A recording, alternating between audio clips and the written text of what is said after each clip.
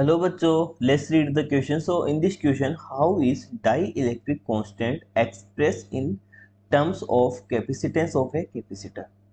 ठीक है, तो हमारे को क्या बोला गया है कि how is dielectric constant express in terms of capacitance of capacitor. ठीक है, तो हमारे को बताना है कि जो डाइलेक्ट्रिक कांस्टेंट होता है उसको हम किस तरीके से एक्सप्रेस कर सकते हैं इन टर्म्स ऑफ कैपेसिटेंस। ठीक है, तो देखिए हम मान लेते हैं, देखिए अगर हम बात करें किसी कैपेसिटर की, ठीक है, तो हमारे पास कोई एयर कैपेसिटर है ये।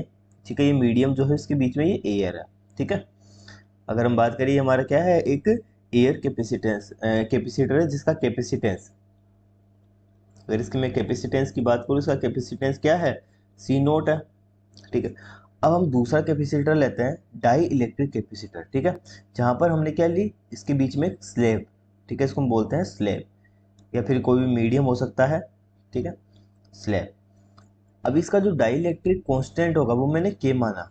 ठीक है, और इसका जो कैपेसिटेंस है, अगर मैं इसके कैपेसिटेंस की बात करूँ तो वो मेरा आ जाएगा सी डैश, या फिर सी मीडियम जिसको हम कह सकते हैं। ठीक है, तो ये कैपेसिटर के कॉन्सेप्ट के ऊपर बेस्ड हमारा इक्वेशन है। अब हमारे को क्या फाइंड करना है, हमारे को फाइंड करना है, ठीक है, इसके के की वैल्यू। के क्या है, K is the die electric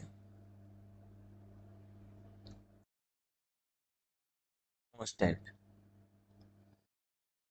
अब ठीक है, अब ये जो हमने स्लेब ली है, ठीक है, अब ये जो हमारा कैपेसिटर है, इसके मैं कैपेसिटेंस की बात करूँ सी डैश, तो ये हमारा क्या हो जाएगा। ठीक है, और ये हमारा मल्टीप्लाई हो जाएगा के मल्टीप्लाइड सी नॉट, यानी कि dielectric constant multiplied the capacitance in air, capacitor in air capacitor.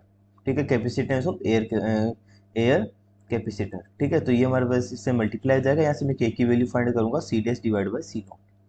ठीक है, अब देखिए ये हमारे पास हो जाएगा इसका dielectric constant. It is the ratio of capacitor of a slab divide by capacitor of a capacitance of a air capacitor. ठीक है, ये हमारा इसका रेशियो हो गया। अगर मैं इसकी बात करूँ तो ये यूनिट लेस है। ठीक है, ये हमारा क्या हो जाएगा, यूनिट लेस होगा। ठीक है, तो ये इसका फाइनल आंसर है। Hope you understand this solution. Thank you.